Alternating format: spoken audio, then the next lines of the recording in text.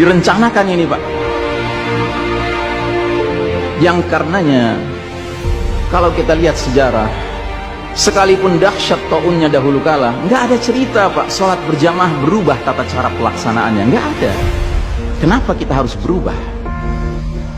Dan saudaraku rahimakumullah, kami cuma mengingatkan beberapa pesan dari Nabi SAW tentang sholat ini. Yang pertama, Nabi mengatakan, sallu kama ra'aitumuni usalli. Sholatlah kalian sebagaimana kalian melihat aku sholat. Ini sudah kata mati Pak, ini kunci Pak, kunci ini. Makanya para ulama fikih memutuskan nggak boleh dikerjakan sembarangan, nggak boleh.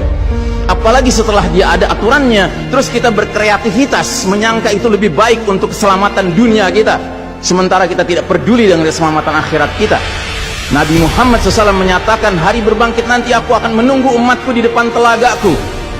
Aku akan bisa membedakan siapa umatku, siapa yang bukan. Umatku adalah mereka yang wajahnya, tangannya, kakinya bercahaya bekas wudhu. Tapi ketahuilah, ada sejumlah orang wajahnya bercahaya, tangannya bercahaya, kakinya bercahaya. Aku panggil mereka, tapi dihalau sama malaikat, tidak boleh mendekat. Aku panggil lagi, tapi dihalau sama malaikat. Akhirnya malaikat menjelaskan, ya Muhammad, mereka telah merubah ajaranmu setelah engkau wafat. Kata Nabi selanjutnya, menjauhlah, menjauhlah. Nabi nggak mau dekat dengan orang yang berani-beraninya merubah tata cara ajarannya. Dan ajarannya yang paling pokok apa? Tauhid. Setelah tauhid apa? Salat. Dan ingat, salat adalah amal yang paling pertama yang akan diperiksa oleh Allah Ta'ala bagi setiap hambanya.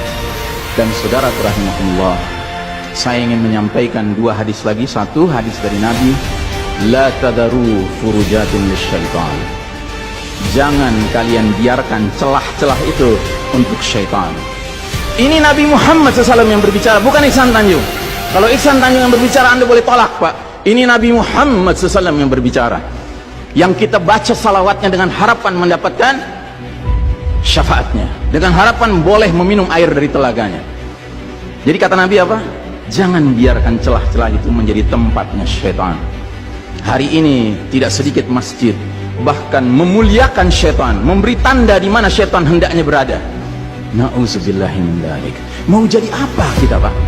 Mau jadi umat seperti apa kita? Ini adalah simpul terakhir saudaraku. Kalau sampai simpul terakhir ini kita relakan lepas, sudah tidak ada sisanya ajaran ini di muka bumi. Karenanya saudaraku rahimakumullah, bagi saya urusan sholat berjamaah dan tata caranya ini bukan urusan pilihan fikih Pak. Ini urusannya adalah urusan dengan musuh Allah Ta'ala. Hadis yang terakhir, kata Nabi SAW, innal yahuda qad sami'u dinahum. Sesungguhnya Yahudi sudah bosan dengan agama mereka.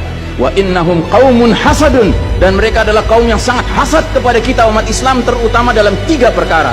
Satu, raddis salam. Kebiasaan kita umat Islam kalau ketemu saling ngucapin assalamualaikum, dibalas waalaikumsalam. Itu Yahudi nggak senang Pak.